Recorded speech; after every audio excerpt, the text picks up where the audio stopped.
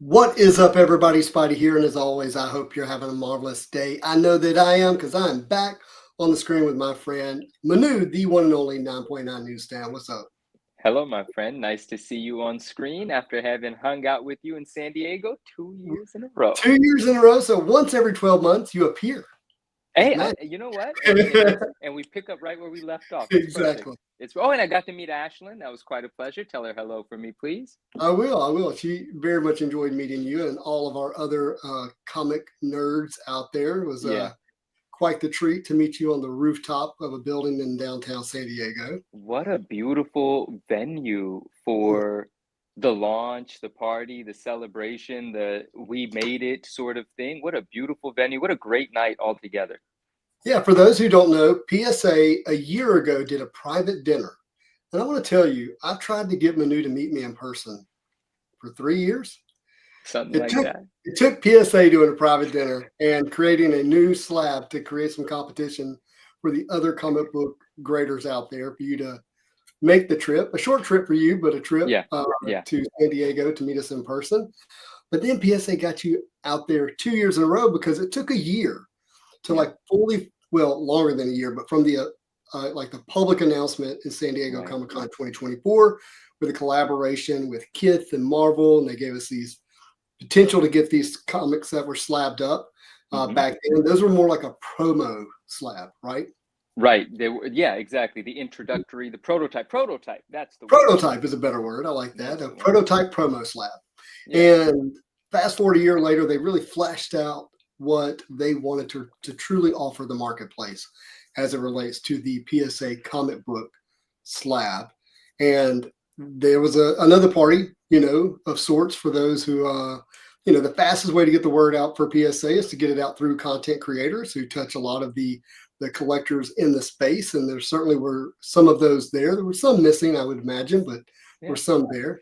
It was a good, fun group. I had my daughter with me, as you said, and that was kind of her first introduction to that side of this nerd world that we exist in, but she really enjoyed it.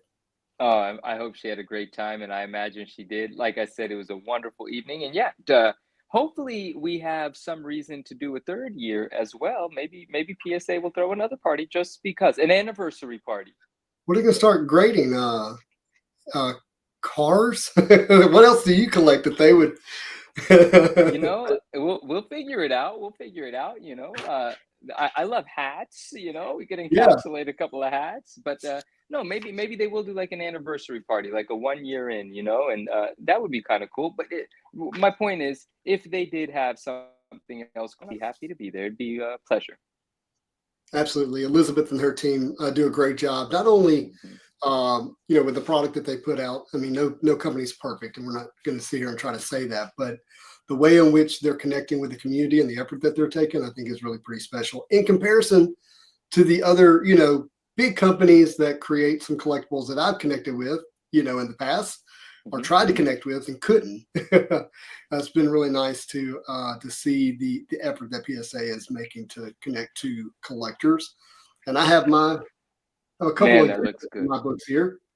That looks so good. And yes, huge shout out to Elizabeth and the entire team. Amazing people. It's been a pleasure getting to know all of them.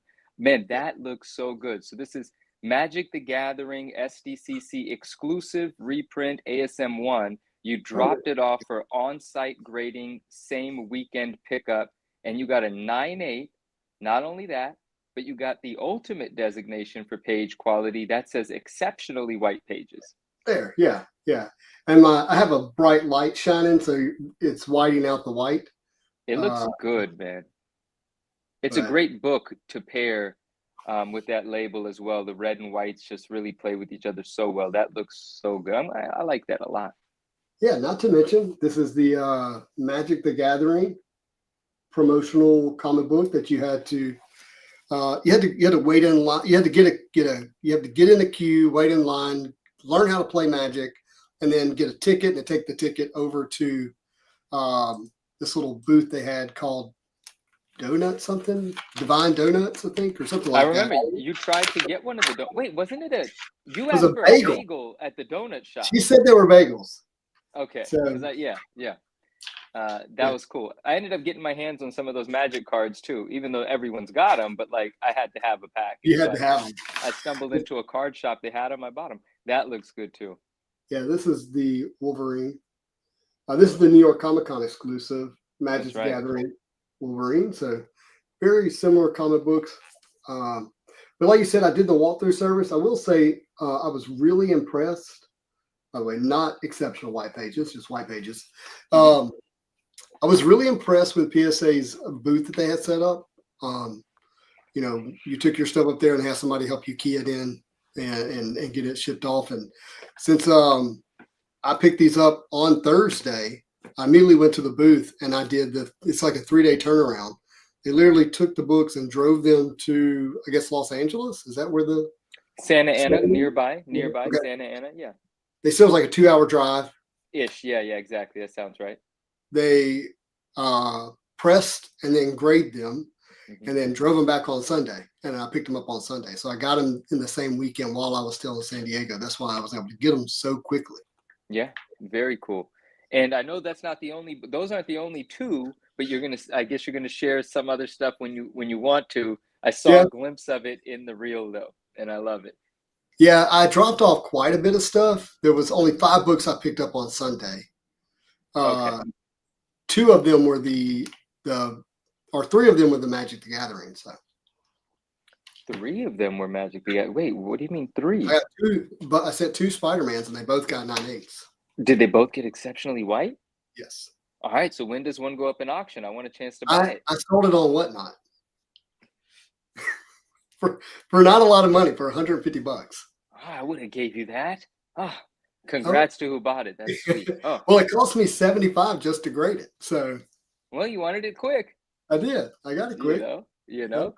And hello to our friends in chat. Hello, everyone. Hey, Trance. Yeah. Hey, Ruben. Jason, what up? Sebastian, what's going on? Marvelously sketched. Hello, everyone. Phil, what up? Hermit Styles here. Running back, hey. Mike Barnes. Yeah, you said Sebastian. Yeah.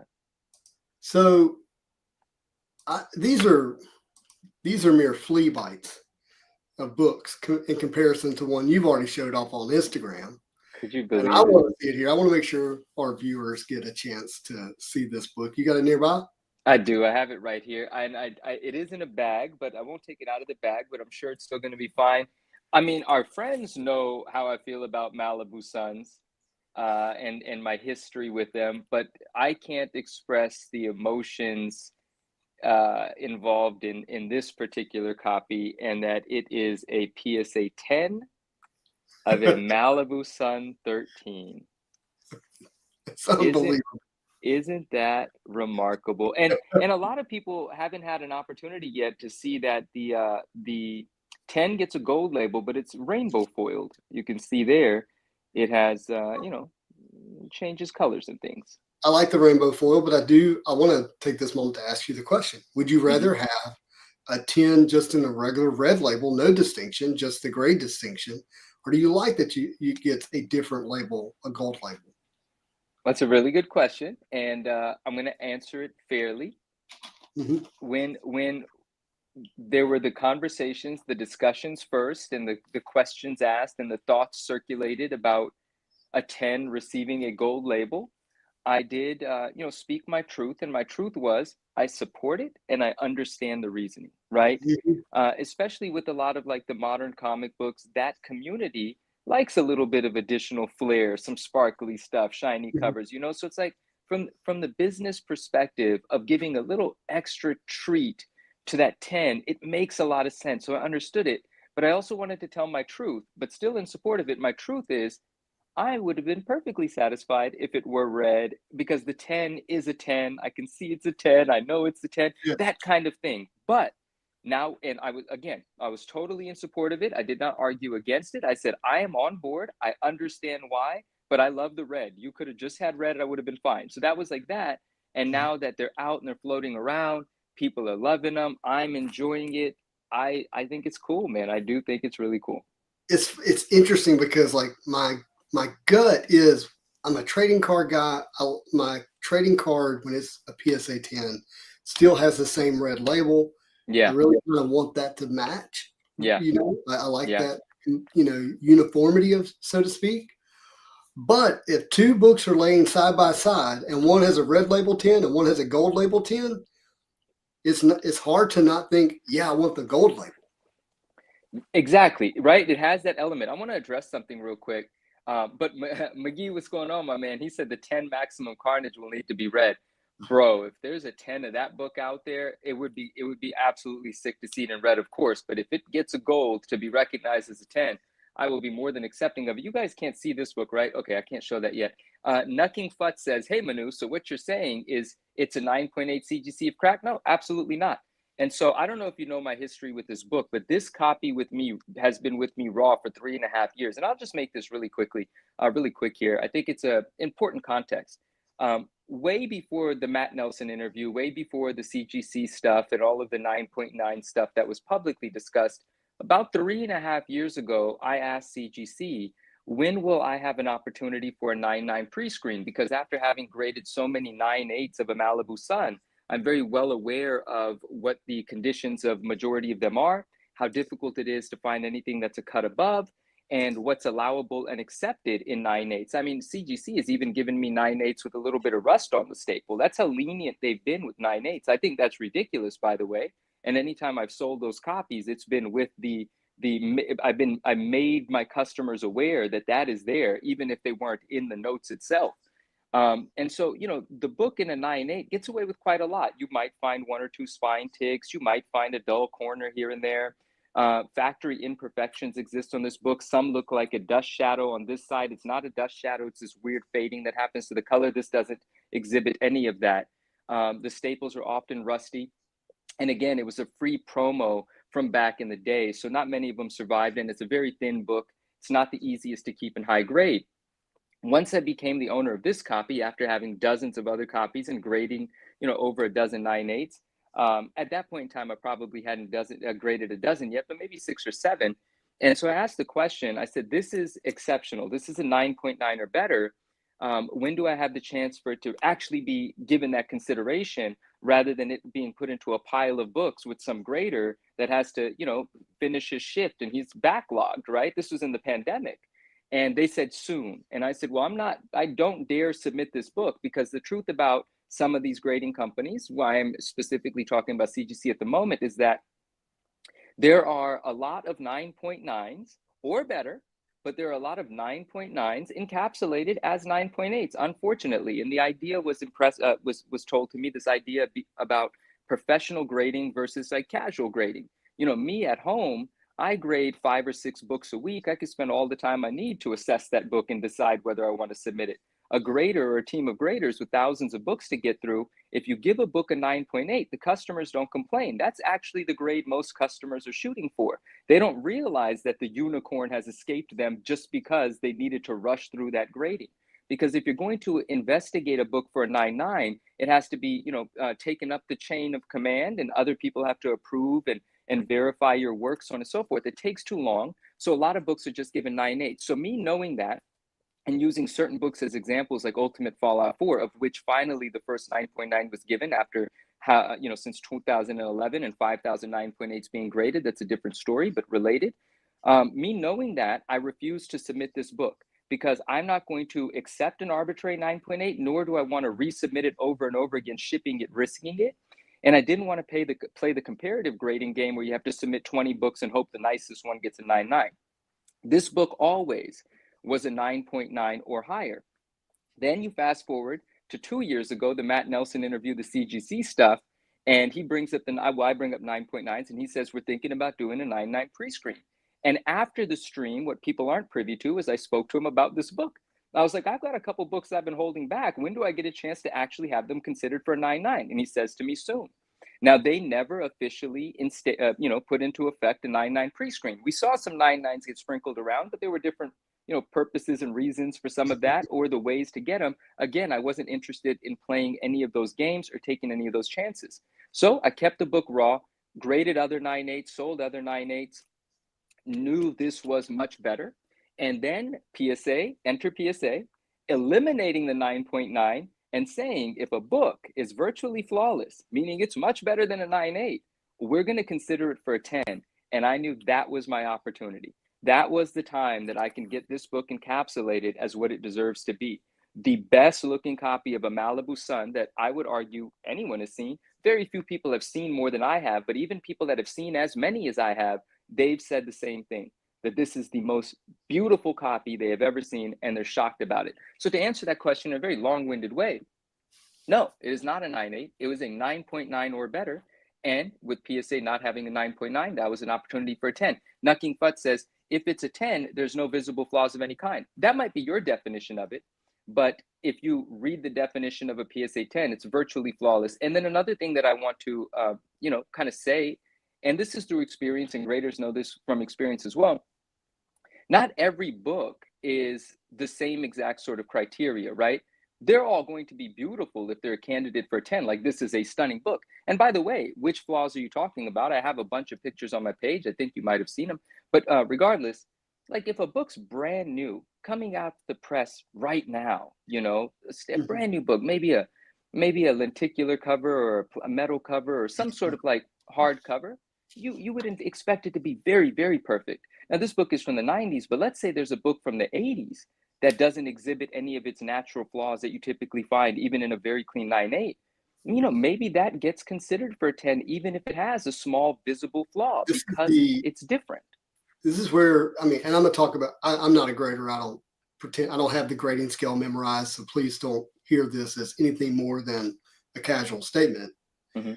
As a real estate appraiser, there is the scientific aspects of the job of appraising, that then it moves into theory, and then it moves into opinion, and then it ends up being an art.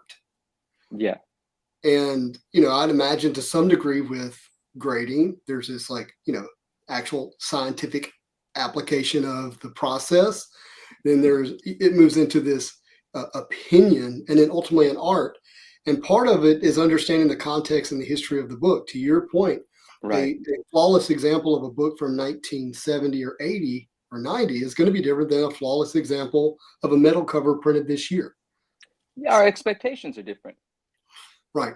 Or the way you see what might be considered visible flaws, right, are not the same. Right. And right. so I agree with that. I would imagine they're not. I'm not a grader, so please don't. And I know it's a very interesting thing. Like, I understand where our friend's coming from, talking about a book being flawless, but also I think an important thing to say is I just don't believe in perfection anyway. Like, in an ideal environment, I would love for 9.9 to be the highest grade, right? Because to recognize the fact that nothing's actually perfect, but the way that grading companies have done things and the way that they do things, the highest tier of grade can encompass some imperfection that you might not be able to see unless you truly investigate. But if you're comparing a book to 1,000 other copies and they all exhibit many more flaws that are commonly found, and one stands out as not having those, it's kind of considered a higher grade. Like, it makes sense to consider it a higher grade. And without there being a 9.9, what is it supposed to be?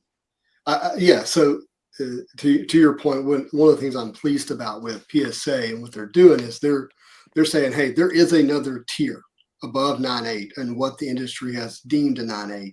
And we're going to recognize that, and we're going to put it in a gold label and call it out.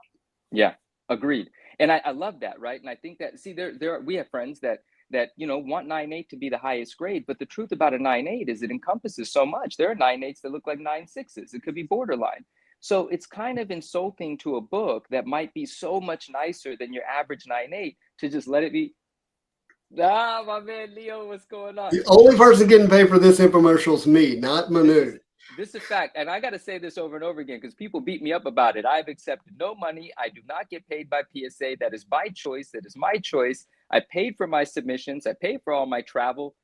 I enjoy everything that I do. This is really fun for me, right? So, like, a lot of things are really enjoyable for me about this whole thing. And, I was very intentional about the books I submitted.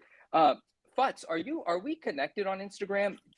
Tomorrow I'm going to post something. I think it's going to be of interest to you. It might be the day after tomorrow, but it's another book, and I think you'll like it. And so, and we'll continue the conversation, but, it might be fun. And Neo says, kidding, of course, couldn't resist. No, I love it, man. And thank you for being here. I hope you're well. Wait, are you at the National right now? I hope it's going well, my man. That's awesome. Imagine he's wrapping it up and at home. Oh, yeah, quite possibly. So wherever the heck I was with all that. That's really sorry. I got, I saw the We question. were I wanted to yeah, I address mean, the we were question. obviously talking about the reason the 10 is important, Yeah. and why it's important that that book did get acknowledged for what it is. It's a PSA 10. Absolutely. And for 3.5 years, I intended for that to happen. I guarded it until it did Mhm. happen, and I waited for the opportunity for it to happen. And if things might have been different with CGC and their rollout of actual 9.9s, I mean, there's a good chance that it would have been a CGC 9.9. That opportunity just never presented itself, you know? And I would love a friendly challenge to anyone to find a nicer copy of a Malibu Sun. Now, I don't want another 10 to get up there, but if a book's deserving of it, then it should get it, right? And so I would welcome anyone to take part in that challenge. It'll be fun. I tell you, it's not easy. Not with this book, it's not easy. There are some books that, you're going to see some 10s of. They're easy. This is different. And remind people who may not know, why is the Malibu Sun important? So there are multiple ways to look at it. Very simply, you can call it the first cover appearance of Spawn. You can call it that. Now, this is not a comic book. This was a preview magazine that was given out for free. It's the shape of a comic book. There's also error versions. This is not the error version. That would have been crazy. I did recently, have a 9.8 of the error as well as a few 9.6s. Those are fun accomplishments. But this image, of course, is the image from Spawn 1, but this is the unfinished version shown earlier. This, of course, is not the trade dress or the logo that ended up being the Spawn logo. So this is a preview of Spawn 1, but it's the first time the actual cover from Spawn 1 appears as a cover of something that is like a comic book. So a lot of people recognize it as the first cover appearance of Spawn, and it's very cool. Now, there is a VHS that I do have a few copies of here that is actually the first color cover appearance of Spawn, but it's not a comic book, it's on a VHS, and that came before everything. Wow. And that's a very important item, and there's a few graded ones floating around, and they do really well on the market. And even sealed raw ones are selling for about $1,000 of that VHS. Wow. I feel like you've shown that before. I've seen it before. I could pull it out later. It's here. Yeah, it's here. But Fut says, I've always wanted a Malibu Sun 8. Bro, let me tell you, that's the Evil Ernie cover. For people that might not know, it's very similar to this in that it has the same artwork from Evil Ernie #1, but before Evil. So it's the same sort of relationship as this to Spawn 1. And so that's the Evil Ernie cover. It's Malibu Sun #8. That thing is freaking difficult in any high grade. Like, that's a pursuit of mine as well. I've never managed a 9.8 of it. I don't even own a copy of that book, and I love that book. So yeah, that's my kind of, I'm with you on that, man. Run It Back says, Jason, what up? He says, when's Wizard 1 in a PSA 10? I don't have a PSA 10 of a Wizard 1. I do believe I've sold a few candidates for that, though. Like, there were some 9.8s that I graded that were oof, and they've been sold, but maybe someone else will try. Really good point. When do you buy the 9.8 in CGC and put it into a PSA slab for the 10?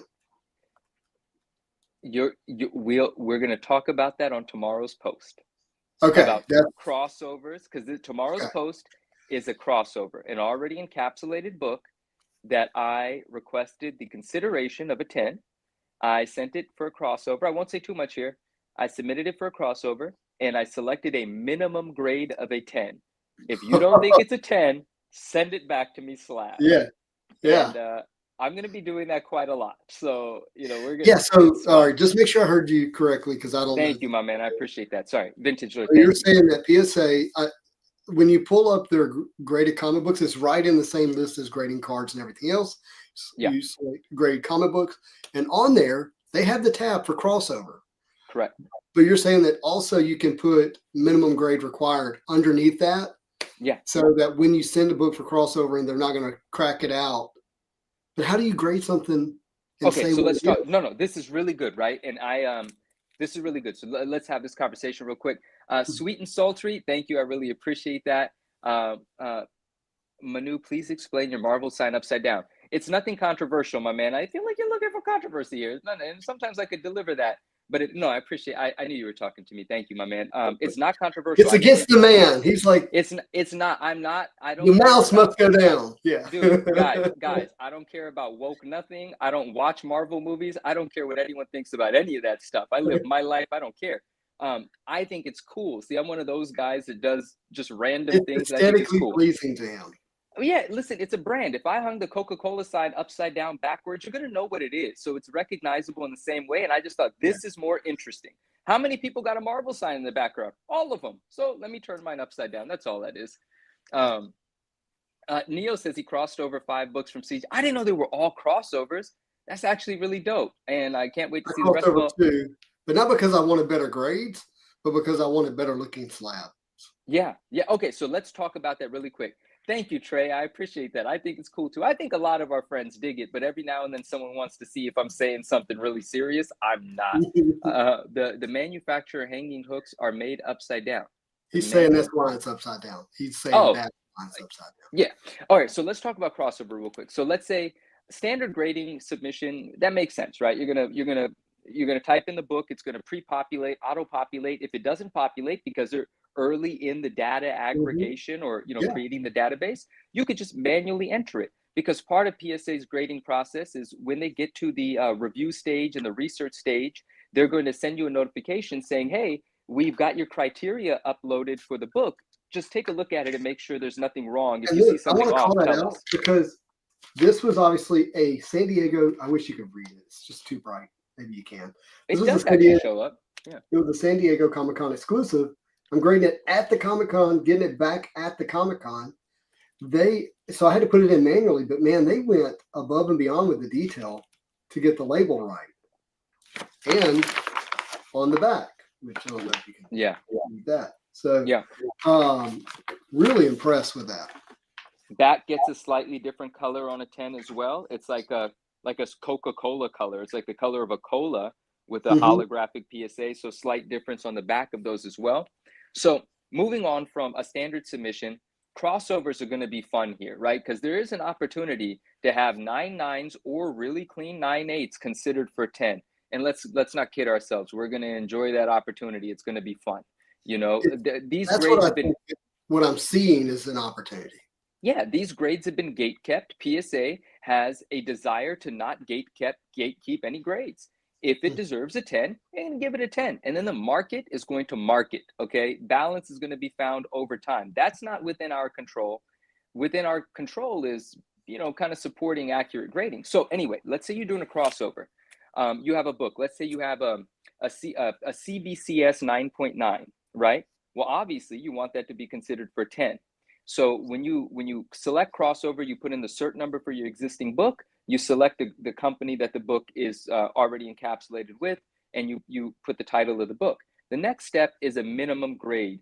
And the minimum grade, if you just want it crossed over and you don't care, you could select a minimum grade of 1.3, right? And whatever they deem it to be, it's going to get encapsulated and sent back to you. But most people are going to submit 9.9s with the hopes of a 10. They don't want their 9.9 to become a 9.8. The hope of a 10. No, 9.9s, 9.8s, and 9.9s. Listen, Okay. honestly, if you're submitting a 9.8, you're probably going to do a min grade of a 9.8 because you're Yeah. not going to lose any value, right? It's like, fine, if you don't think it's better, then I'll take my 9.8 as a PSA. Wait, will you lose value? Do we know that the PSA 9.8 is going to compete with the CGC 9.8? No. Well, it is competing right now. It's actually outperforming right now, but there's a lot of enthusiasm Supply at the is moment. very out of balance between the two, though. Yeah, and there's just a hype, there's like an excitement to get your hands on PSA slabs. So people are paying up for them, and we'll see over time. The risk of value loss is if your 9.9 comes back a 9.8. That's why for a 9.9, what most people are going to do is a minimum grade of a 10. Because there's no 9.9. There's no 9.9, so you can't get the Right. equivalent back. You're either going to get a larger number back or the same book. Now, important to note here.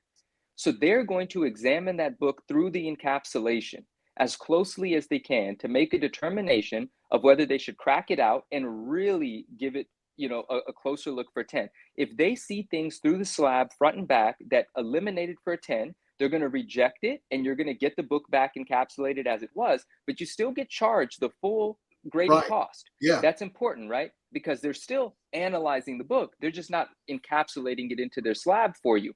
So you still get charged. But here's the interesting nuance between comic books and cards. It's not going to be a nuance to us. We know this. Cards are front and back.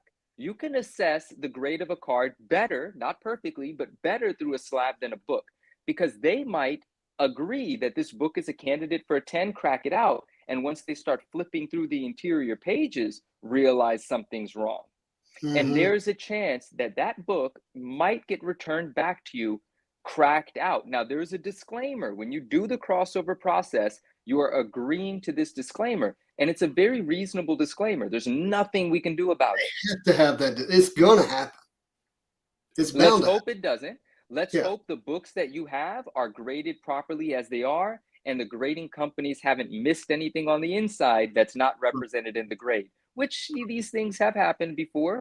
You know, people have bought Hulk 181s and hope to cross them over, and then there's no So, stamp on the inside. so I have a question, then I want to get to some comments. So my question to you, Yeah. and this is, you can be as quick as you want to be, but Oh, so in I the will be grading, quicker. I'm sorry. Yes. no, in the grading process of a comic book, what percentage of that grade is just assigned to the cover and the back? Man, Is it it's such a 80% of the good. grade? Say it again. Is it Is it 80% of the grade? 80%? 90%? Like it's It not has to be. 50%. No, it has to be like 80% or higher. It's just cover front and back, you know? So it And makes sense that they can assess mostly about whether or not it's going to make it just by yeah, the front and back. Okay. yeah. I mean, the chances of something on the inside decreasing the grade, it's not very common, but there could be bends that travel throughout the book. There could be writing they discover on the inside.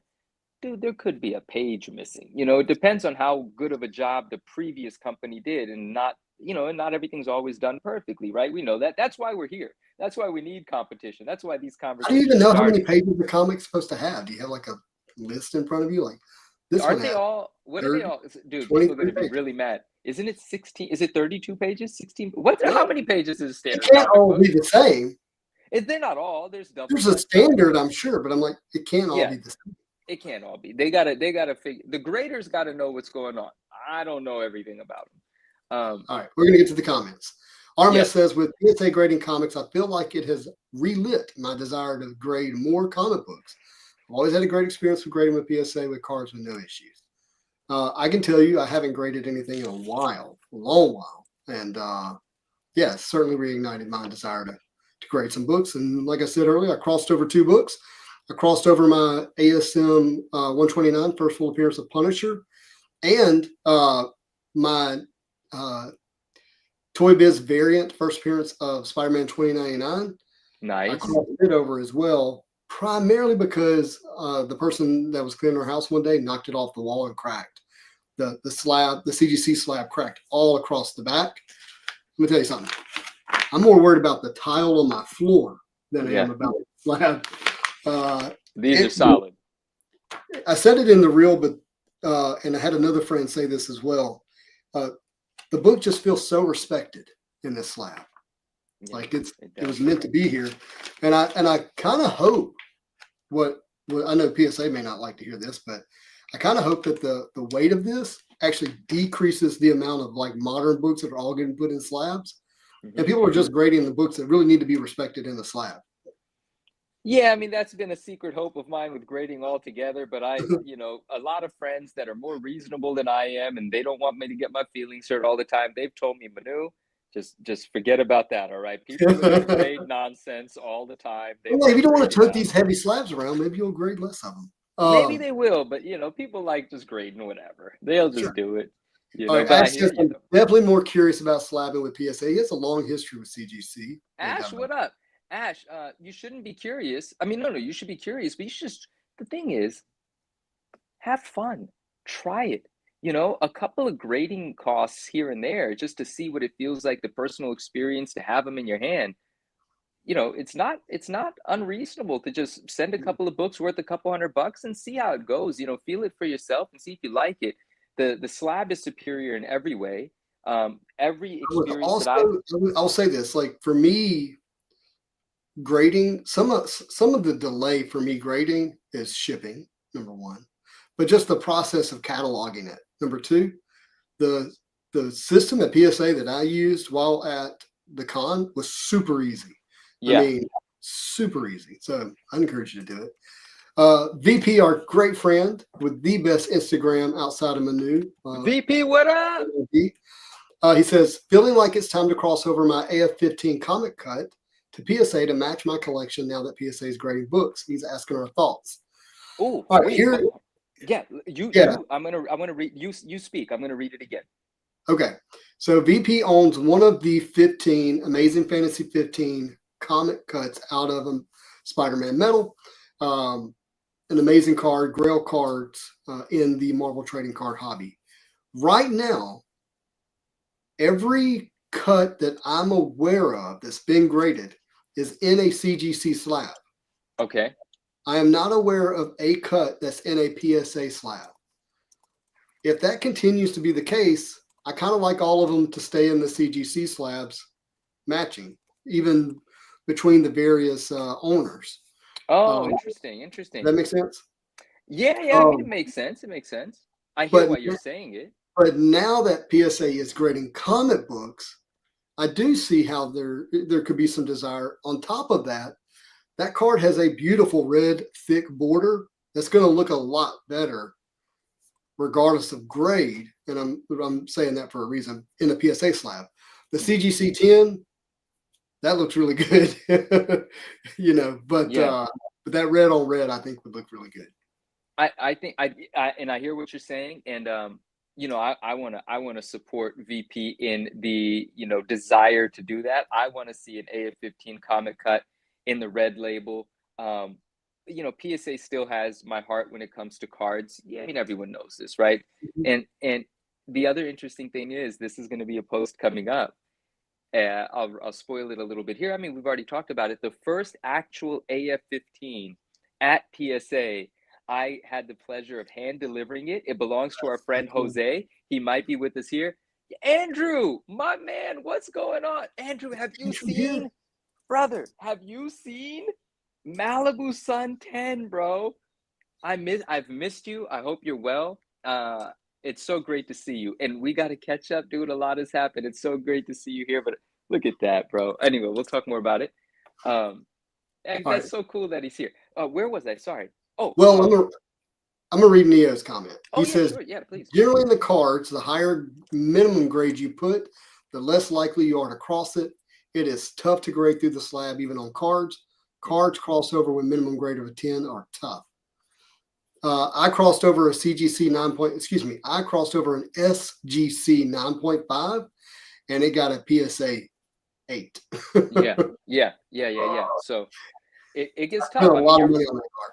You're definitely, if you're playing the crossover game and you're not going to settle for anything less than a higher grade, you're absolutely going to get hit with bills and charges without any re-encapsulation. That is going to be part of that experiment, that fun, that project, right? So I'll wrap up about the AF-15 really quickly. It belongs to our friend Jose, and it was not only the first AF-15 in a CGC encapsulation, it was also the first crossover order submission ever. It was a CGC, and now it's a PSA.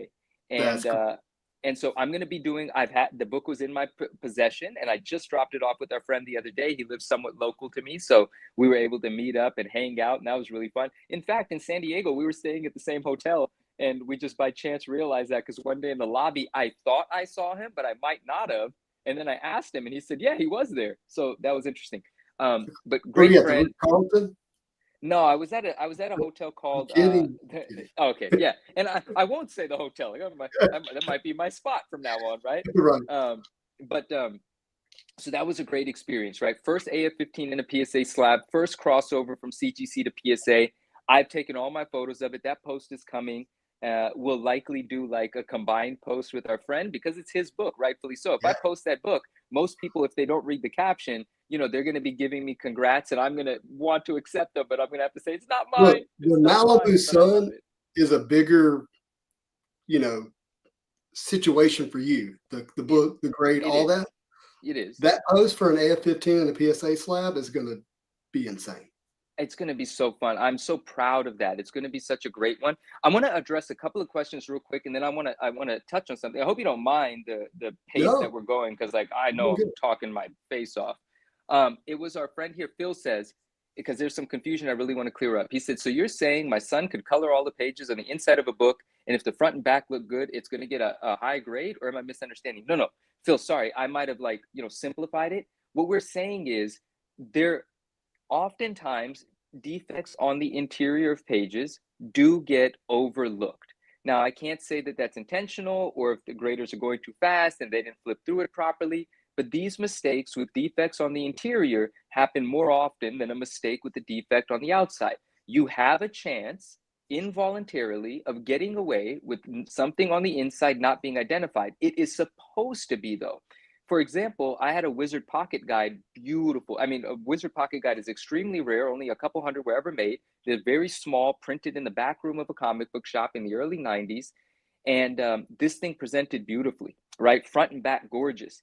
And I bought it already encapsulated as a 7.0 or a 7.5 because I thought, the heck is this thing doing being a 7.0, 7.5? And there were no grader notes, right?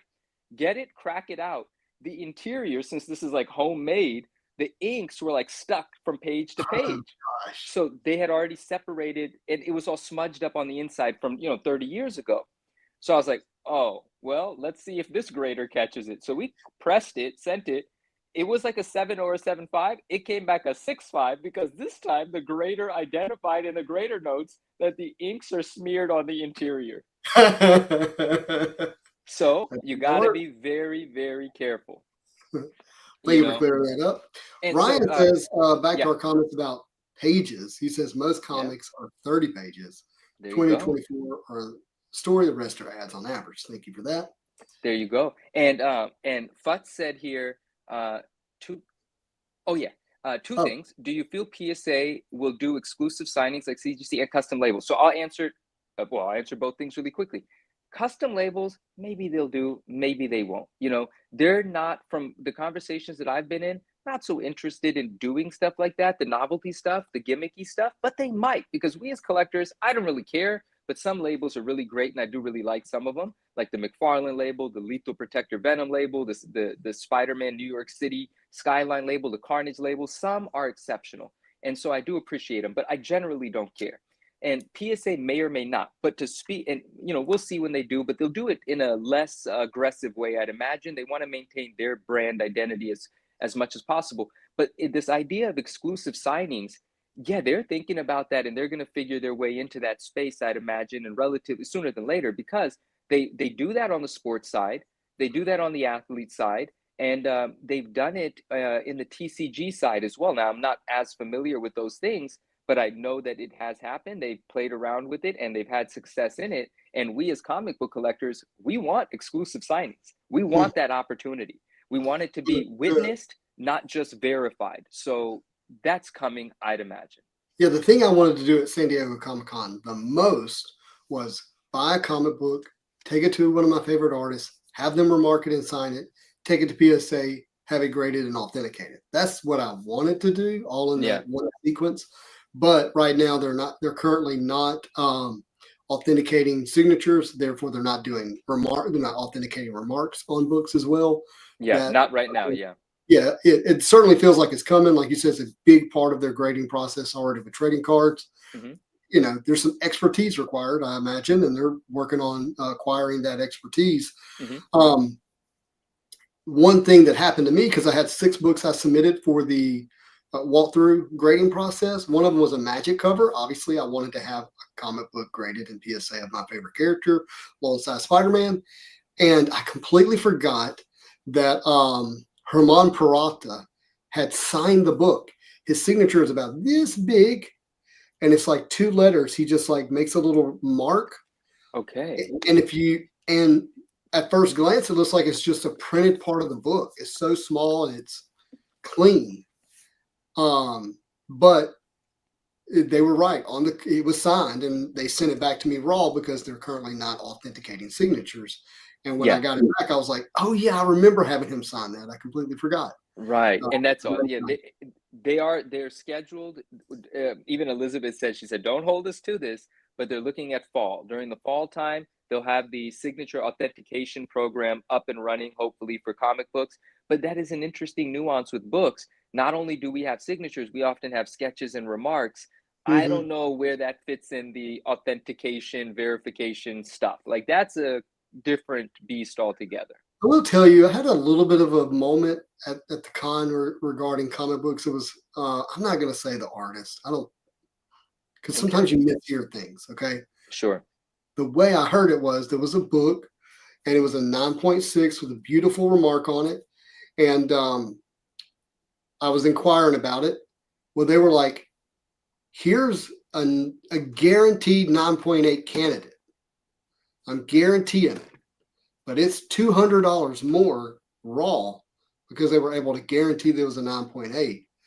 And they were like, trust me, and we'll walk you over to CGC. Like we can go ahead and remark it here and then go over there. I don't know. The thing just felt, I don't know, didn't feel.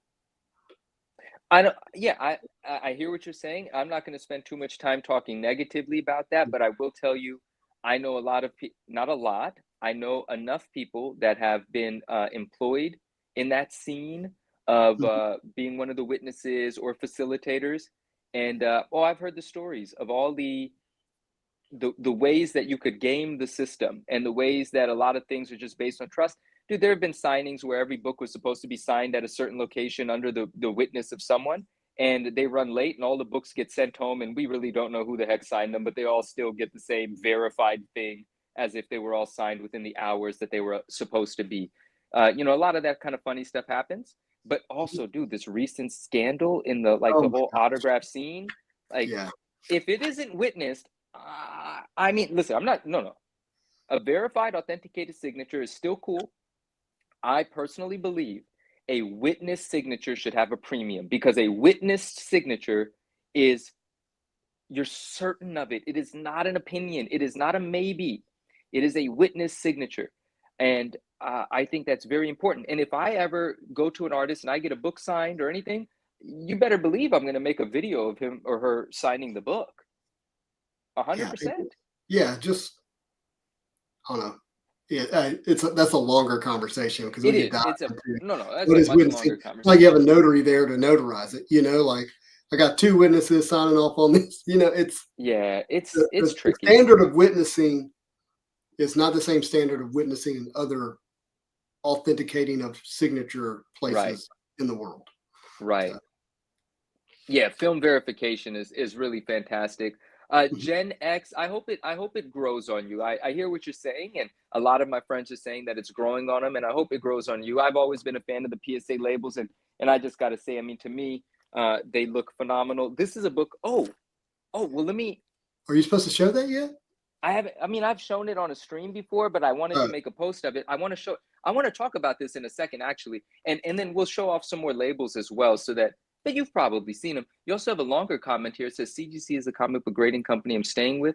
Love the way their slabs and labels present. Love the color schemes and custom labels, graphics. Never had a problem with them. Listen, you're very fortunate for not having had a problem with them, and I love that, and I hope that you don't.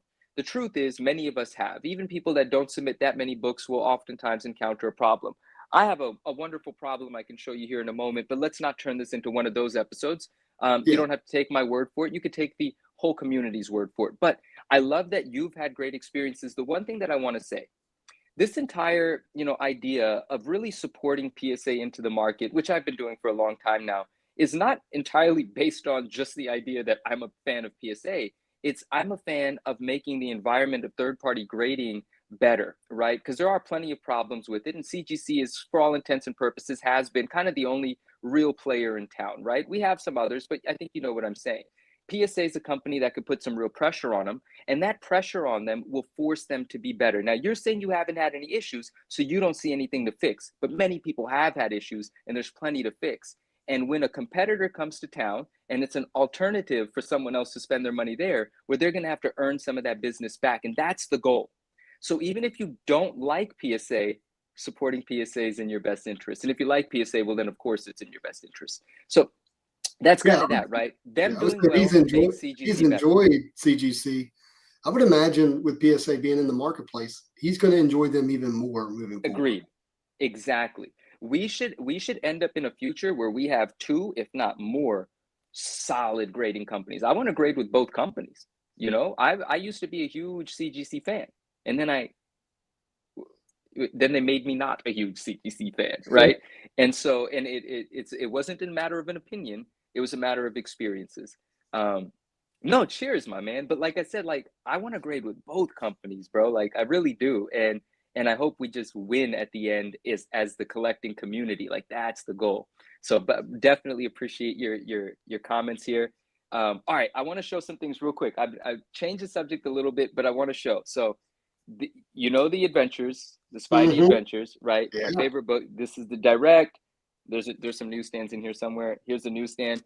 I want a 9.8 one of these. I've had CGC 9.8s, and then it's just super cool because our friends know this, but I did buy the original cover. Thank you, man. And this is still. Thank you, man. This is still in the foggy bag that it came to me from Heritage in, like some cardboard behind it. I haven't framed it yet. I took it out to take pictures and make my post. But this is the actual Savick original cover from this book, Spider-Man Adventures 10. I love it. Robert Stoll, rest in peace, on the inking. Rest in peace. He passed away a few months ago. Really? Wow. I didn't know that until I was doing the research for my post, making sure I was tagging the right accounts. And his family, his most recent post on his account was from his family, letting the community know that he passed away. So rest in peace. He did a lot of work with Marvel, a lot of work. Well, I can't imagine anybody really creating a post that really shined the light on his work is better than you did. So really love that. The other part that I love is that we both now have Savick Venom art with Spider-Man in the eyes. It's do you have it handy? No, it's that PSA.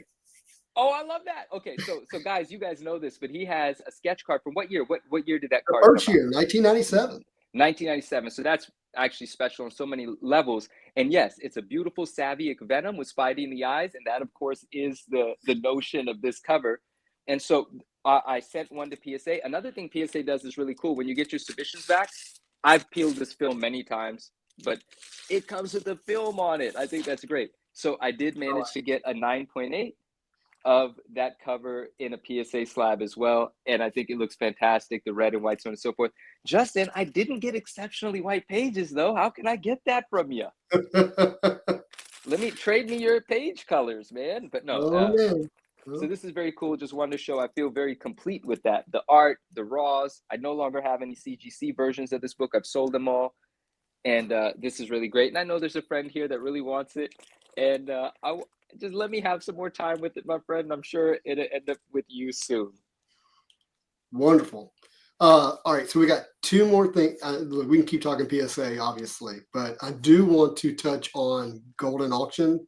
Oh, yeah, of course. Yeah. We may have another guest join us as well for a special unboxing. Indeed. Matt McBrien, what's going on? Peter, hey, Matt. Hello. And, okay. Nope. We do have our friend here. So let me go ahead and pop him on before we do this. Futz, that's where that came from. The exceptionally white was brought over from CBCS. That's where that came from. Good catch. And also another thing that came over from CBCS is PSA's lowest grade is not like CGC's lowest grade. It's not a 0.5. The lowest grade is a 0.3. And I gotta look through the criteria. Wait, again, the lowest comic book grade is a 0.3, not 0.3. Okay, sorry, 0.3. And that means it's essentially a 0.5, but incomplete. It's missing something, which makes it a 0.3. Don't quote me on that. You guys do your research. RMS, what up, my man? What's happening, brother? What's happening? Can you guys hear me? Yeah. Okay, good. You look good. This is our first time on the stream together, on Justin's stream together. What's going on, man? How are you? I'm tired. I'm tired right now. Sunday. Just finished up a bunch of stuff. So really the first time. That's a nice book you got there. We got a friend that might want it, and see what we do with it, see when we decide to ship it over to our friend. But I gotta keep it for a little while. Just don't drop that book. Bro, it'll put a hole in my floor. Yeah, don't drop it on your tongue. I like it. Not worried about the book. All right, we have RMS on here because he has an unboxing for us tonight. Why don't you tell us about it?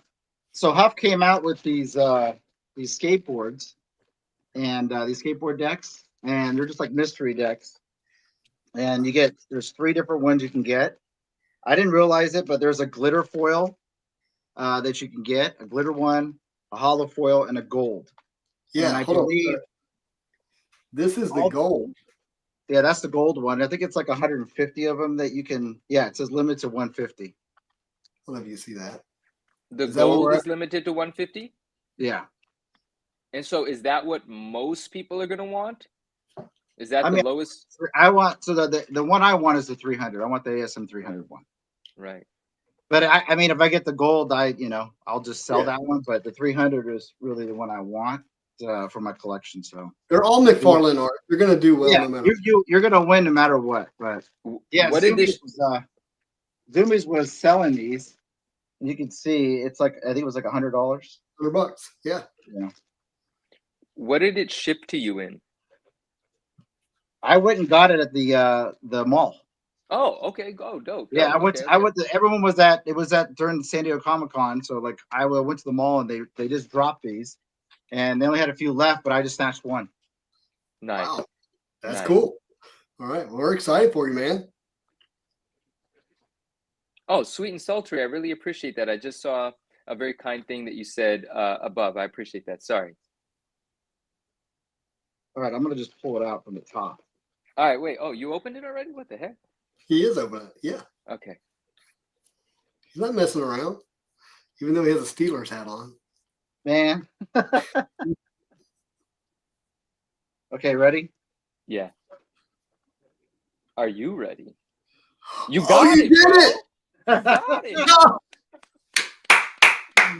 Oh, this is. Congratulations, Oh man. my God! Oh, That's- wow. That's Look what at you that. wanted. Is that foiled as well? Okay, think yeah, now I need one. It is. Yeah, it is foil. Hey, I don't bro, know, that's pretty cool. Look at. Hey, do you intentionally have that perfect spot right there above you to the right? Look at that perfect Look at spot that, you have yeah. on your wall. Right Weird. there. Yeah, that, right. right It's gonna go there. right there. You're going to go right there. I gotta find some hooks for this. That's cool, That is man. too cool. Wow. I mean, look at that. Hey, congrats, bro. That's dope. You got the one you wanted. I mean, I know you still would have been happy if you got the gold one or any of them, but it's really cool that you got the one you Better wanted. than Yeah, the gold. I mean, you win. It's all McFarlane art, but this is. I mean, that's cool. Yeah, I Foil. love that you got what you wanted. absolutely. Man, that's so nice. So you're just going to Yeah. pick it up, right? You're not going Wow. to put wheels on it and go hit the No, I'm street? not skateboarding on this. I used to skateboard back in the day, back in middle school days, and I can still do some tricks, but I'm a lot That heavier thing- now. So I snapped this. That looks better like right now on screen than it even did in like the pictures that I saw. But I just saw 3 small pictures of the options. Yeah. I never Wow. really, that looks really good.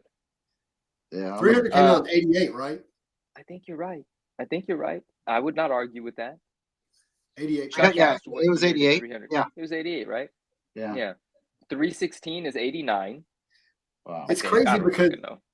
it feels like it was the beginning of the 90s, but it was 88, 89. I think of all that stuff as the 90s, right? Because I know. I discovered it in the 90s. I know.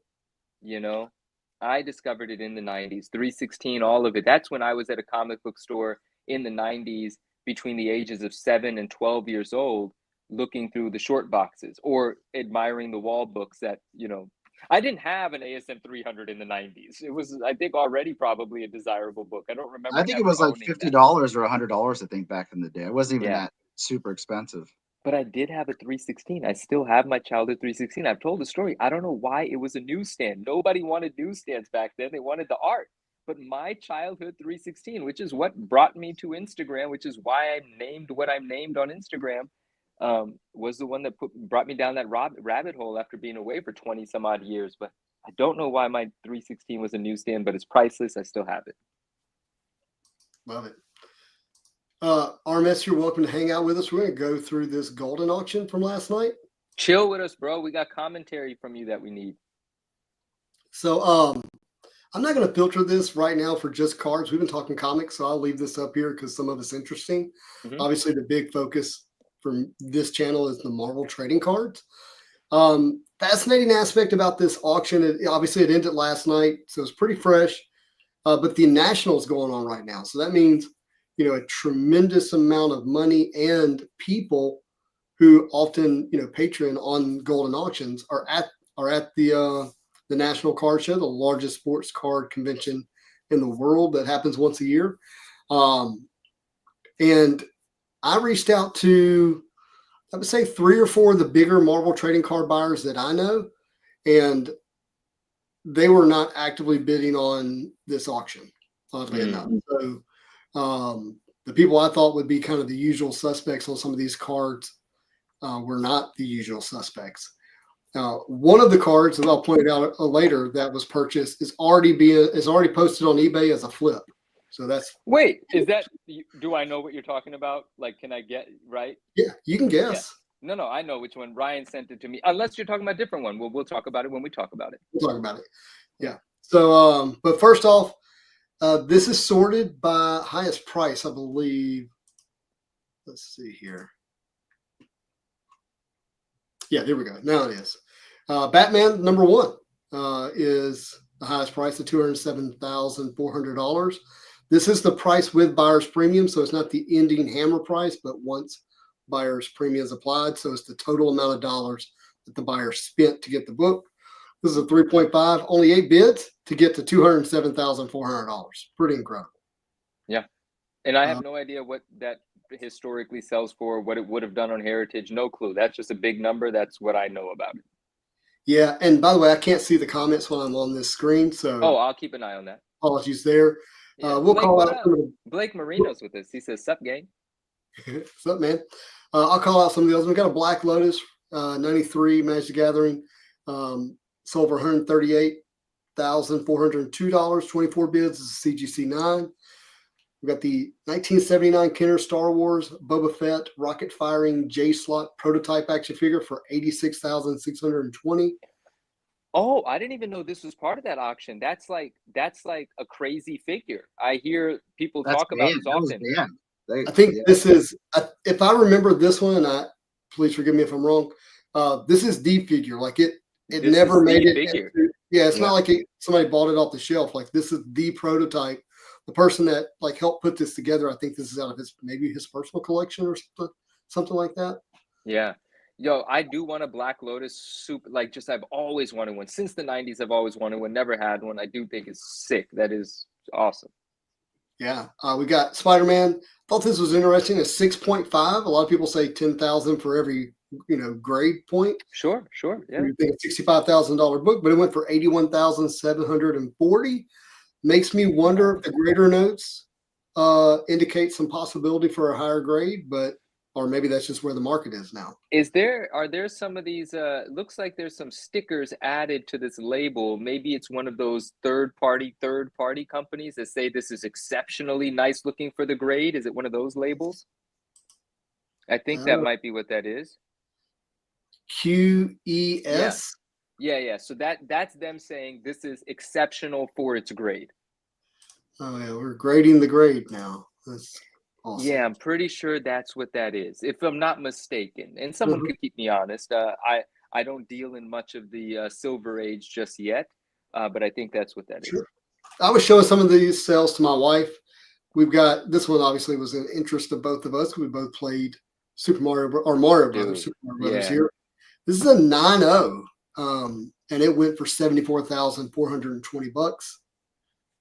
Got a Japanese Charizard, went for $56,000. This is kind of news in our house because my daughter's been. Is that a Labubu? Labubu. It is a Labubu, but this is a 6'5" Labubu. It's a life-size Labubu, and it's one of 15. So it's not like it's a one of one. Like there's 15 others, and still someone paid $56,000 for it. Wow, man! And that's not even fuzzy or soft. No, it's just I don't know what it's made out of, but it's just crazy. But I would tell you, Labubus were really popular in San Diego. We bought a couple ourselves. That somebody's making some money there for sure. That's awesome. We got a triple auto Harry Potter card here that went for $43,920, which matches the highest sale for a Marvel card in this auction. Hey, look at that. Yep, to the penny. So fascinating there. But all 3 autos of the 3 most popular characters for Potter, Ron, Hermione, and Weasley. Harry, Hermione, and Ron Weasley. I think that's a great card. I would love to own it, even though it's a PSA 7. The auto's got PSA 9, it looks like. but still really cool card there. I don't know how many of those are made. Did it say when it was signed? It was pack pulled signed at a 2004. With that design, I would imagine it's pack pulled. See, that's even better. It was it was signed when they were like, making movies and stuff, right? Yeah, 2004 is when this was signed. Yeah, that's pretty cool. Yeah, it's a great card. I think that's an important card for a long time. But this is the headliner for Marvel Trading Cards. There's so much going on around this card. Shout out to Justin Petty. He's the guy who pulled this card out of the pack. Thank goodness he did it on camera, because there was an apparent fake of this card that was making the rounds prior to him pulling this one.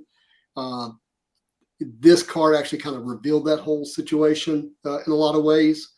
But he didn't get weird about it. He did the right thing, in my opinion. He enjoyed it for a moment and then sent it to Goldin, and they got it graded. It got a PSA 10, which is incredible. And this card went for $43,920. I don't know who the buyer is. I would love to know who has this card now. Yeah. But I do not know who has this card. See if you can see that 1 of 1 right there. What is what are we to expect from our friend that pulled this card? Is there more content coming? Because he's been very quiet. He's made some content. He's been doing, I think he got some unboxing videos. If you go back and look at the interview I did with Justin Petty, there's a link to his YouTube channel. I believe he calls it It's called base set breaks, I think. Base breaks. Yeah, he's really into like just base cards. He's not trying to collect rare inserts and all that kind of stuff. He's really just focused on just the base card aspect of the cards, and he's doing it without any commentary. It's almost an ASMR experience with his videos, which I know some people will probably be into. So Justin, check this out. Check this out. So on his Instagram page, he posted, the video of him pulling it.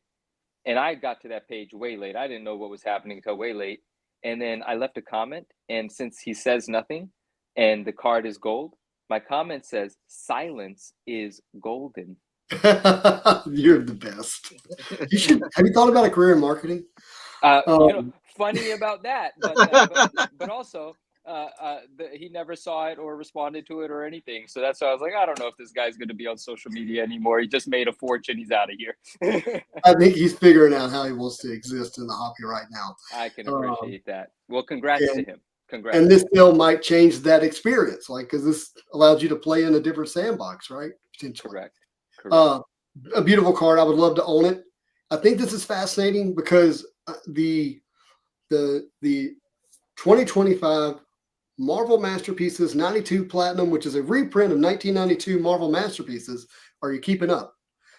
Includes precious metal gems and golden treasures. The golden treasures have a 1 of 1 of the base card, and then a golden treasures 1 of 1 of the cover variant of the same base card. And then it has a 1 of 1 PMG of the base card. And I believe, somebody confirmed for me, but I believe it may be a PMG of the cover variant, which would mean there are 4 1 of 1s of this card. And so there's still another 1 of 1 that hasn't been pulled yet, the cover variant? Cover variant. Wow. And it still did almost $44,000. Wow. So just keep that in perspective. Yeah. And perspective.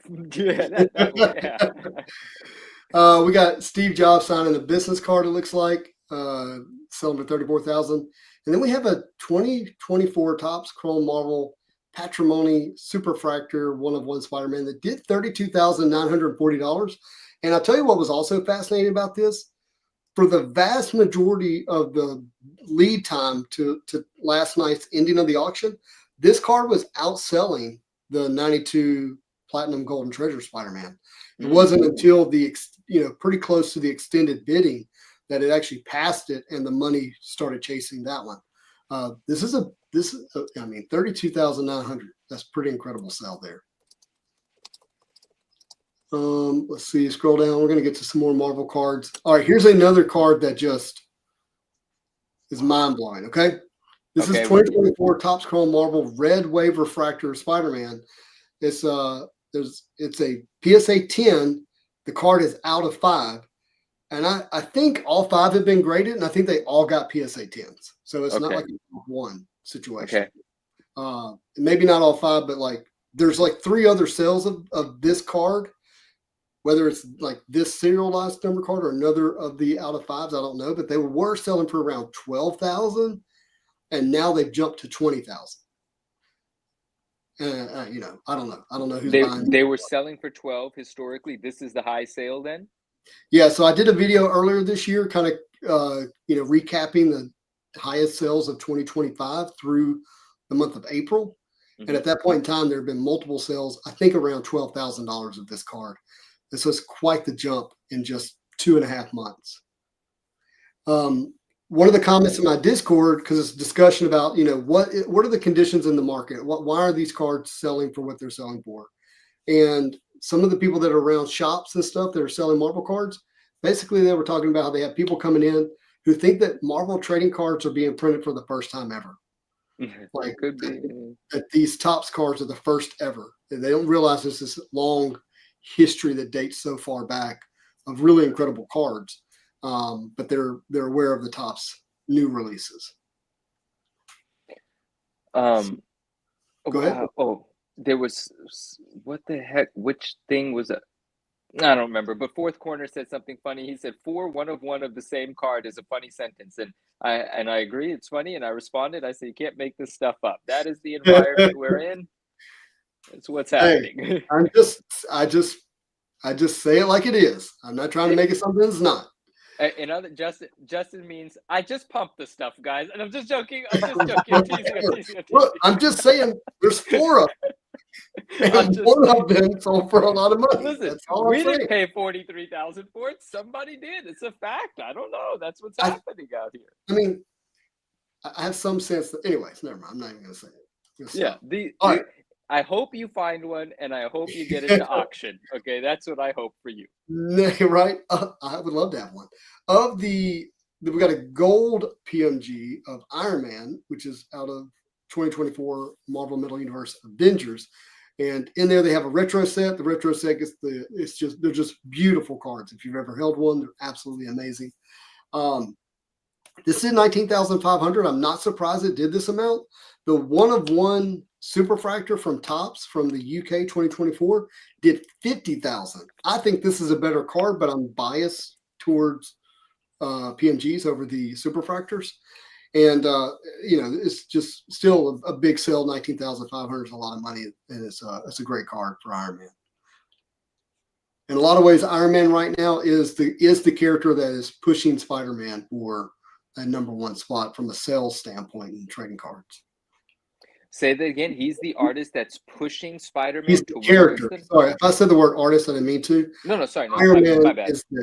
Iron Man is the character that is pushing Spider-Man for that #1 spot. Oh, challenging. I got you. I see. Yes, Cool. challenging him is a better word in terms of like resales. But I mean, when you look at what Iron Man has meant in the movie, you know, sphere for nearly 15 years now, it makes sense that group of people are going to possibly see Iron Man as a bigger character than what some of us older, you know, nerds think. Yeah. We've got I agree with you. Oh, sorry, I'm interrupting you. No, please, no. Sorry, carry on, please. We've got a 1-of-1 Mask Off Captain America sold for 18,300. It's a PSA 10. And then this is just a huge card. This is the retro version of the Spider-Man from Avengers Metal, but this is the purple PMG. It is numbered out of 5. So another out of 5 Spider-Man with a really big sales price. This one was $17,080. There was a sale just within the last 2 months, maybe even sooner, of one of these out of 5s on a Japanese auction site that did like 8,000, I think is what it did. And this one sold for 17,000, and both of them were a PSA 7. They're not the same card. I checked the cert numbers. It just goes to show for people who have big cards out there and you're listening, where you sell it matters. Yeah. You know, you want to have as much visibility as possible to the people that collect the thing. And an international auction site that's literally in, you know, a language that most people can't read, it's probably not the place to sell it. But maybe they're in the group you're putting it in too. This is all pop culture group, right? You got like some Covenant cards in this auction. Well, I think the reason Goldin did a pop culture auction this weekend is because of the National. They didn't want any sports cars to be going off this weekend while everybody was at the National.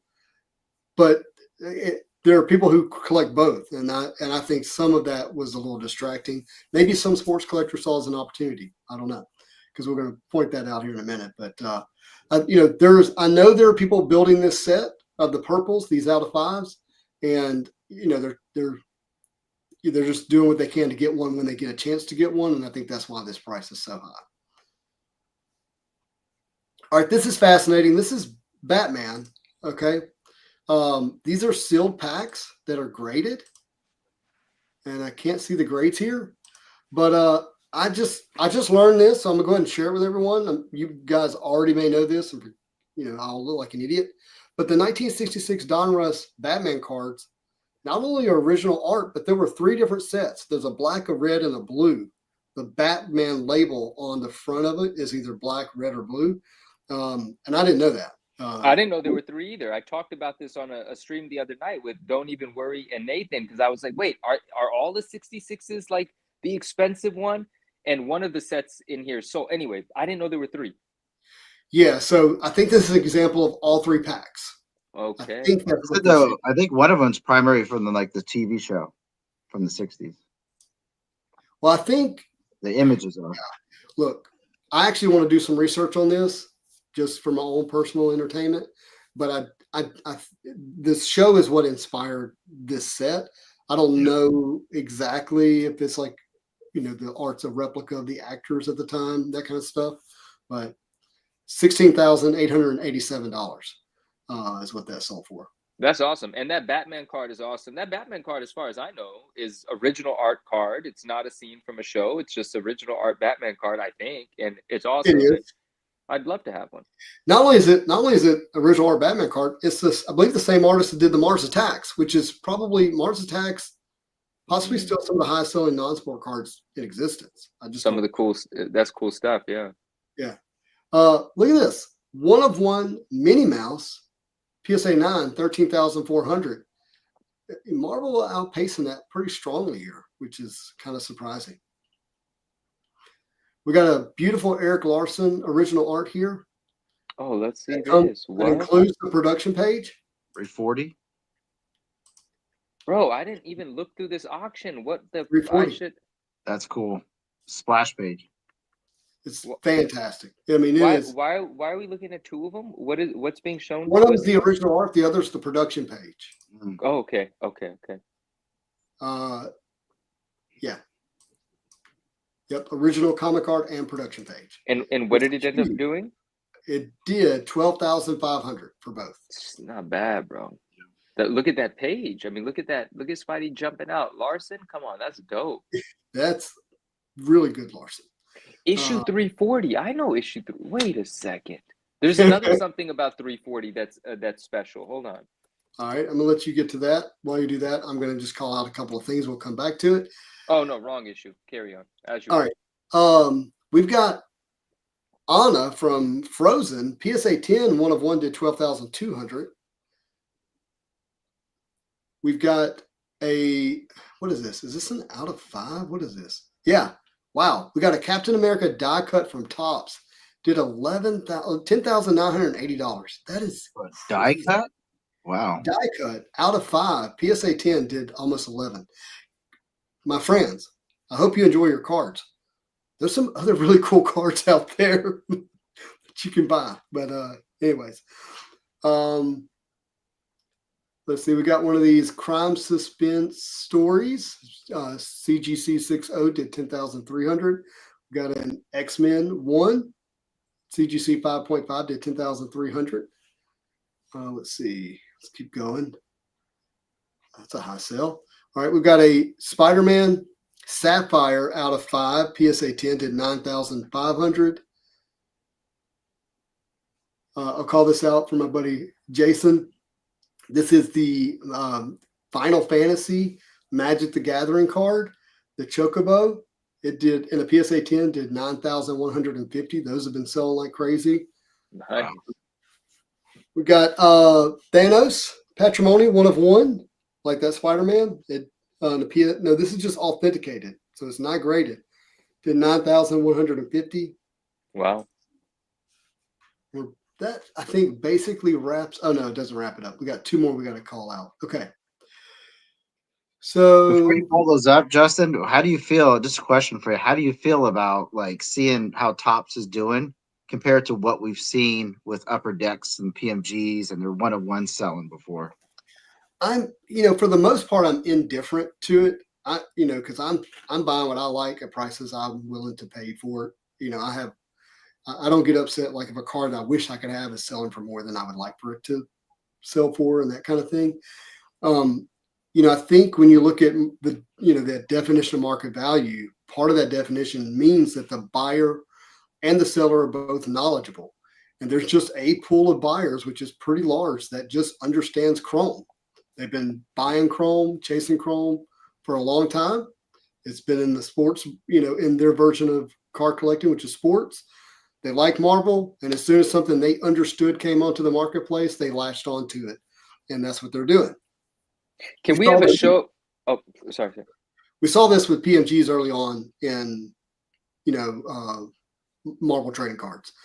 The other cards that have this barrier of understanding and knowledge, even though those of us who have been here have done kind of the work to understand it and learn about it, think, oh, well, there's some better stuff out there, right? The education curve is preventing those buyers from getting there because they're not knowledgeable. So it just takes time for people to learn that. But would I pay that for some of those cards? No, I wouldn't. So you would say, oh, carry on. Oh, go ahead. No, please. So you would say now would be a good time to, while people are focused on Topps, pick up other cards that, in the Upper Deck era. Yeah. I mean, look, you couldn't pick up, 6, 7, or even a year ago. Yeah, I'm with you. So here's my hesitancy in my seat with this channel and the visibility and the conversations.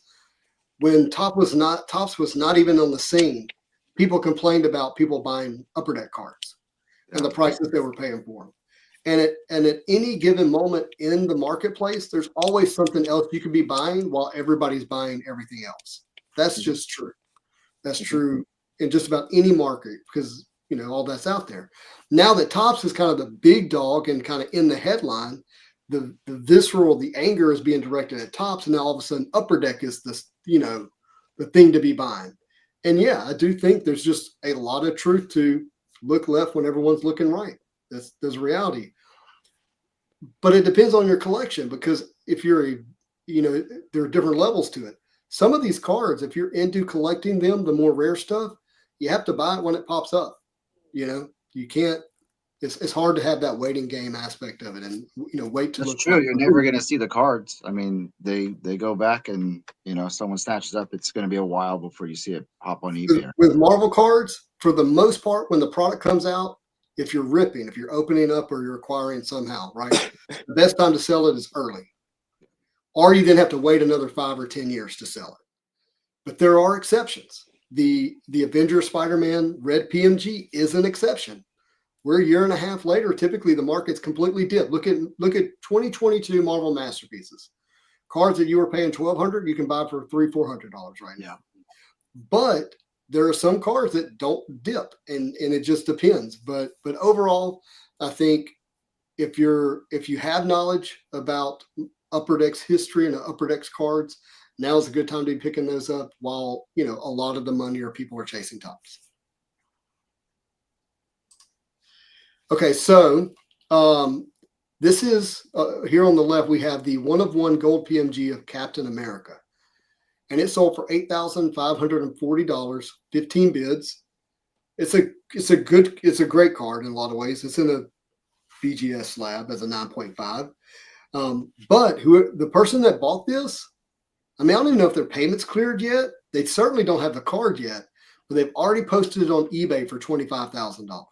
Oh, this is the card you're talking. I'm talking about a much less expensive card that someone did the same with in this auction. So this is on eBay right now for $25K.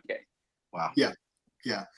And I don't know who that person is, whatever, but and maybe they know something I don't. Seems like an interesting way to try to flip cards. It feels a little wild to me, but I think I saw where someone said this particular buyer basically just buys really rare cards and then puts them up immediately at a much higher price and just waits it out. So maybe it works. And then we have the out of 5 Wolverine in a PSA 7, same grade as Spider-Man, only did $7,930. So quite the gap between Marvel's number 1 character and basically, for the most part, Marvel's number 2 character. Could be a variety of reasons for that. Okay, sorry, I know I didn't see the comments while I was going through all that. Oh, I'm keeping up with them. How do you spell depreciated? I don't know. I'm not doing that live on camera. Yeah, right. All right. What Running Back says, there's a funny disconnect in the hobby. A lot of collectors don't believe in using Goldin, but they're responsible for nearly all of the all-time high sales. I get asked on the daily, hey, I pulled this really, rare, expensive card. What should I do? And I go, don't overthink it. Send it to Goldin. They'll grade it and they'll sell it. And I have nothing to do with Goldin. There's literally nothing to do with them. Well, they'll promote it. You're pretty much giving it to them so they can promote and get the highest dollar for you. If you sell it on eBay, you may, anyways. Yeah, eBay's a great place to sell cards. It's just not the best place to sell all cards. Yeah. Right. But says a lot of us have 5-figure books with holes in our underwear. Isn't collecting great? Isn't collecting great? He also said something. This will be quick. It's a fun one. He said, forgot what auction house is putting out the OA cover of Batman 423. It's up for sale, Manu. You think it will do at least $1 million? I want to talk about this. So it's coming to Heritage. The Amazing Spider-Man 311, the Mysterio cover, the Todd McFarlane Mysterio cover in this last Heritage art sale did 480, 488, something between 450 and 500,000. I forget the exact. That is obviously a dope cover, very memorable, very nostalgic, very significant, very important. Todd McFarlane, ASM Run, Spidey, all of that. But the 423 is far more desirable. Special. It's special. It's one of Todd's DC works, which is unique in itself, compared. It's an amazing cover. There's a lore associated with that cover about how Todd rushed it. He didn't want to draw the anatomy, so he made this really complicated cape and covered up the whole Batman, and ended up being a masterpiece of sorts. Oh, these pieces here are drawn by Naj. These are 423 covers drawn by her that she sent me from England, and framed, so on and so forth. I love that cover. That cape is like the prototype for Spawn's cape, essentially, right? It's just a very iconic and important cover. And so I say that to say, I would not be surprised at all if it does $1 million. I dare not guess. I don't know. But 500,000 has to be the floor value. So given that the 311 did 500, the 423 has to come in considerably higher. Does that mean 700? Does that mean $1 million? Does that mean 1.2? I don't know, but I would not be shocked at all at any amount of money what would shock me is if it did less than 500,000. That's what would leave me really? So that's the only thing that would shock me, but I can't wait to see it come to auction. I didn't want to bring this up, but I think, the owner of it passed away. So rest in peace. Hey, so yeah, he did. And I hate that. I hope his family does really well with his art. Right.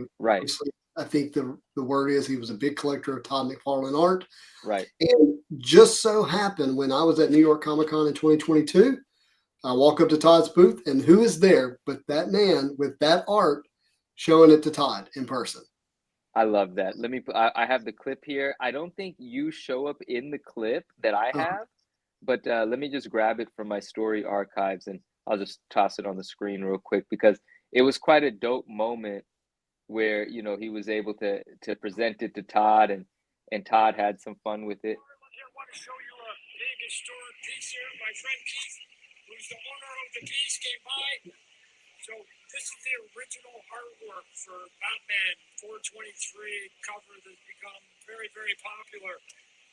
They cleaned up some of the artwork here, so this was all covered up here. You've got the cleanup here, and then if I go on the back, there's a stat of the other version of the Batman thing we did, but this is the original cover all the way back that I did originally. You can see all that hand-painted color, right? So, yeah, that's a big boy. I haven't seen that one for a long, long time.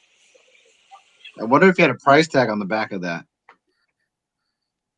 Maybe back he in the put day. price, like cheap price tags on the back of his art.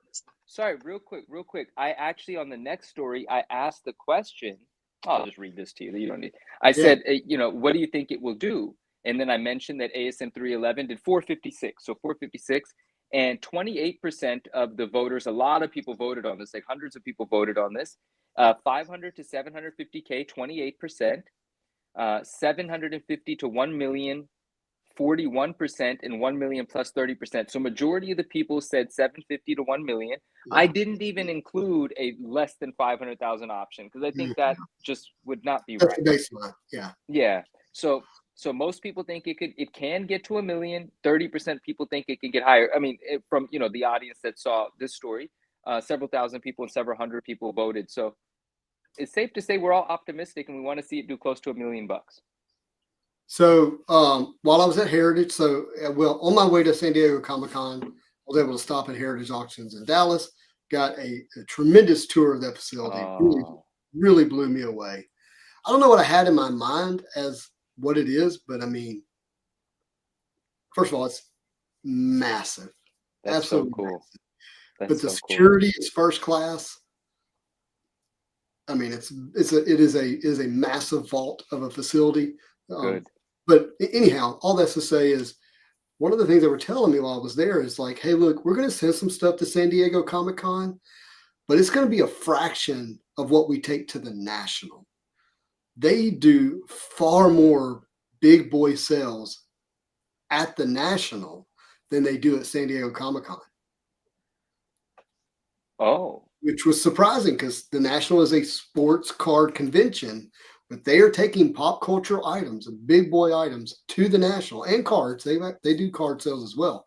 Mm-hmm. But they'll do, I mean, I don't want to misquote, but I think they took like $55 million worth of stuff to the National. Wow. Yeah. My God. And you know what? That's 4 paintings. I'm just joking, but you know what I mean? Like this stuff gets expensive. That was just the Hildebrands. Exactly. Yeah. But seriously, they were saying, and I think it's because the buyers that are going to the National they're going there to spend money, and they're planning to spend at a much different price point than the average person at the con at San Diego Comic-Con. I mean, the average price point there has got to be around $100, give or take a few dollars one way or the other for the average thing that people are picking up. And that's a lot of money to some of us in that category, where these guys at the National are dropping $100K like it's nothing. Hey Justin, do you think the holofoil Spider-Man's gonna do more than the base original art? I think the answer is yes, but to be fair, I've seen both in person. Okay. The base is incredible, but it's smaller. And now, having seen both in person, the art for the holofoil, I guess because in the cards you lose a little bit of it in the holofoil. Yeah. Oh, a lot of it. You lose a lot of it in the holofoil. You can't see a lot of the background and stuff that pops. Yeah, I'm trying to be gentle with what I say. You lose a lot of it, right? It's just such an incredible piece in person. It's larger, and I think it's just better art. It was probably why I was chosen for the insert. And you touched it, so it should do at least $250,000. Can I touch it? And hold it. I would have done the same thing. I would have touched it too. It's got some incredible texture too. Special. It's beautiful, man. It's really beautiful. And I mean, I only say that, a lot is lost in the holofoil to spotlight the fact that it really comes to life in the painting. And we love the card, but the painting Sure. is like, dude. Look, the Wolverine looked great too. No, I mean, no slouch there in terms of that art. It does look. It's funny because my Wolverine was Jim Lee, and then X-Men the animated series. Mhm. I had to go back in time to discover kind of the John Byrne Claremont era type Wolverine in the brown suit.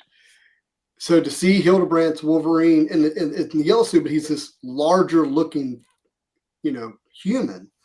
I've always kind of struggled with the Hildebrandt Wolverine, but seeing it in person in the art, it made a lot more sense to me than. Oh the yeah, way you definitely said that. It made a lot of sense. You were like, this guy looks like a big guy. It's not the short, stocky, Wolverine. This was like a big big guy. So I never thought about that until you mentioned it. Actually, that's a good point.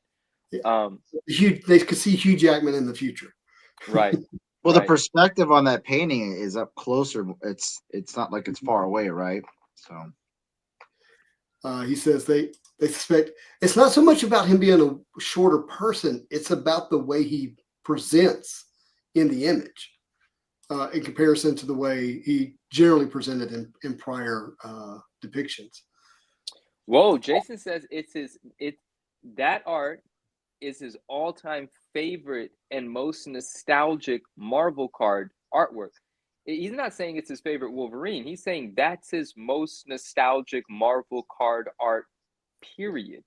I mean, it's pretty iconic for that set. There's only a few images from that set that I seem as iconic. It's on the isn't it on the cover of the box and stuff. It's a box art. It's used a lot in the promotions. Yeah. As a kid, the art that stood out to me the most from '94 was Human Torch. Because they're lighting, the way they color the What did lighting. he like? He Yeah. looks angelic as he's landing. It's incredible. I would love to see that painting in person. Have either one of you, are y'all aware how the Hildebrandts collabed on a painting? No. I'm curious who did what. Did one sketch and the other paint? Like, did they I take thought you were turns? about to tell us, man. No, Dang I it. don't know. I want to Well, know. I don't. Yeah. They had an interview. I think he talked about.